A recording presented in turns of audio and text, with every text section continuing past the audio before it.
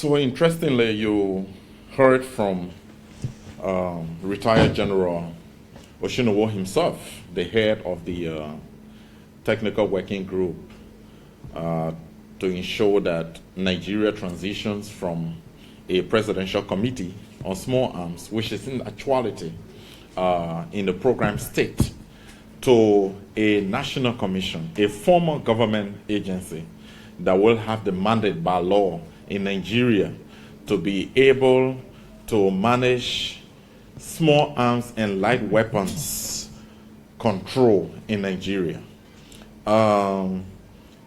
Choosing Liberia, in a conversation with him, he said clearly that the first recommendation came from ECOWAS. There were 3 countries that they actually talk about, Cote d'Ivoire, Ghana, and Liberia, that have done well so far as the existence of small arms commissions in the West Africa region are working assiduously to ensure the control and prevention of small arms and light weapons. He said those 3 countries have done extremely well. They have legislations in place that have established bodies that are working effectively in that regards to fulfill the ECOWAS Convention on small arms and light weapons. And so for them, ECOWAS recommended to them, and they did not hesitate, because they've been working with us. They've been working with the National Commission on Small Arms in Liberia in various respects on the different sub-regional projects in the MRAU, in the Sahel region, and then the different arms for development projects that Liberia has been implementing over the years. I think has given Liberia a greater experience and has put Liberia ahead of many of the commissions that convinced them that modeling their commission after Liberia will be the best thing to do, so that they are able to have a system and a structure in place that will help them achieve their goals of eradicating or preventing small arms and light weapons in Nigeria. You know the situation of armed conflicts in Nigeria. One of the means by which they will be able to help the people in the different regions in Nigeria to deal with this situation is to have a mechanism in place, a national mechanism in place like what we have in Liberia, so that they will be able to deal with their small arms and light weapons issues in Nigeria.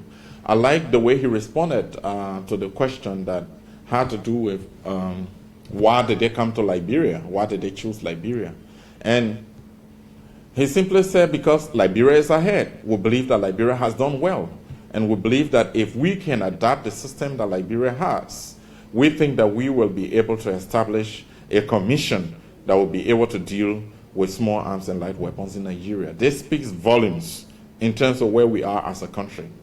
Because you saw since 2006, the conversation started about small arms and light weapons in Liberia. I remember back then there was a regional conference on armed violence in Liberia at the Monrovia City Hall, where personally I was rated by Community Wisdom to do a presentation on youth and armed violence. That was in 2006. And I did that, I think it's recorded in the UNDP's report, annual report. And those pieces of documents were pieced together to inform the foundational document that established what we now call the Liberia National Commission on Small Arms. But when Chairman Fromoya took over the commission was just a program squeeze in the basement of the Ministry of Foreign Affairs. He had to work assiduously to ensure that he gets the support of the legislature, the cooperation of the legislature. And through that means, his leadership was able to convince the legislature. Today we have an act that established a commission that I'm sure Nigeria is going to model theirs after. That's one of the documents that they're going to take with them. I can say that.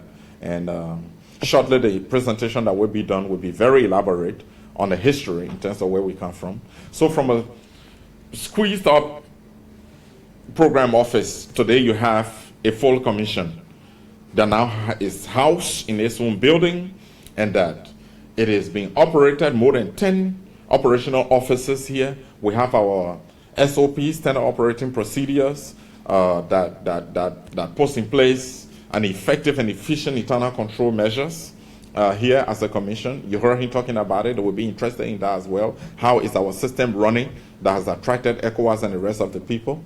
Besides that, we have people here who are capable, professional people from diverse backgrounds. We have a retired military personnel, Colonel Nopa, who is prominent in the whole AFL setting. He one of those that were used by the Americans when our army was being reformed. He was a consultant. He is here as our technical and research assistant.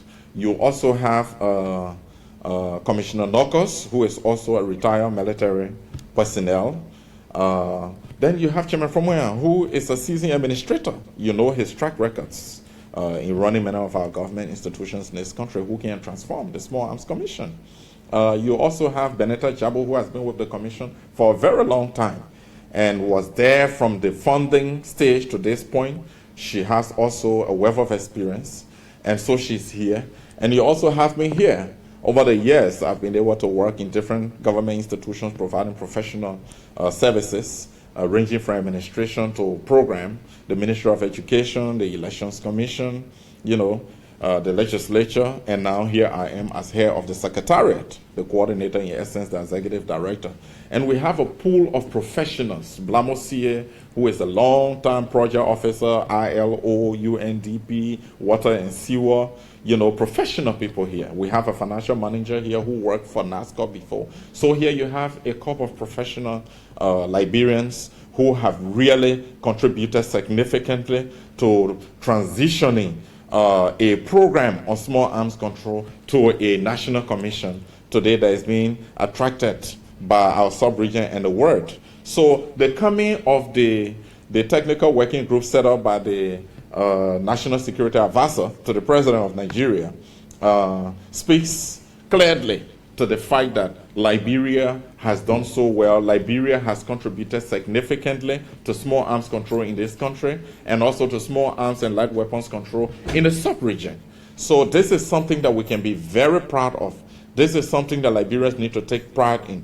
And I heard the chairman talking about making arrangement for the technical working group to meet the president. And I think they need to also brief the president because, if they say to the president that Liberia has gone far ahead and they want to model their system after ours, that informs the president, about the extent to which we have been able to contribute significantly to maintaining peace and stability in our country, managing arms in our country. You will not believe it. The arms that security agencies carry in this country, security personnel carry in this country have been marked by us. The arms carried by the AFL have been marked and registered. Arms carried by the police have been marked and registered. Arms carried by the National Security Agency have been marked and registered. Even the arms that have been supplied to the Liberia Immigration Service are being marked and registered. We have a database, a system, where we have a professional record keeping of these arms that are being carried by state security. A great achievement that Liberia has made that has also attracted the outside world has to do with instituting a legislation on firearms and ammunition control in our country. For the first time we have it. We used to have executive orders. That's what we used to rely on in this country. But right now we have a law that is explicit, that is clear, that speaks to who carry arms in this country, what kind of arms they carry in this country. And we're interested to note that it is clearly enshrined in our law that civilians will only carry shoulder-fire single-barrel guns, the one you call the shotgun.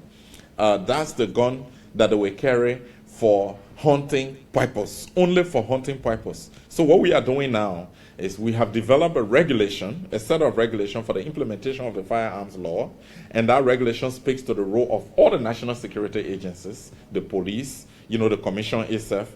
What role will they play in the implementation of the law? So our first quarter meeting of this year, that regulation will be adopted. Once it is adopted, we will start registering single-barrel guns across the country, officially marking them, and we'll start issuing licenses to the owners to ensure that anybody that will carry a single-barrel gun in this country, it is registered, it is licensed, you are known, it is recorded, and we can trace you easily. Beyond that, one of the things that gave us edge has to do with Liberia's compliance with international protocols. Liberia signed off onto the ATT, the Arms Trade Treaty, in 2013. In 2014, our legislature ratified it. In 2015, we deposited the instruments at the United Nations. Liberia is a full member, a state party, unlike some countries that are just affiliate members. Liberia has also signed onto the International Tracing Instruments, the RTR. Liberia has signed onto the United Nations Program of Action on Small Arms. So when other countries sit down and study how far Liberia has come, they think that this is the best place to come so that they are able to set up systems in their countries like ours that will be able to speak or deal with the issues that they are confronted by. So we are glad that KMTV is part of this. Thank you so much for coming and covering. We keep you in the loop. Before the return, we have a press conference of the same nature, a joint press conference, where we inform the public about what they have gathered and then what they are taking with them to Nigeria and then the next steps. So thank you very much for coming.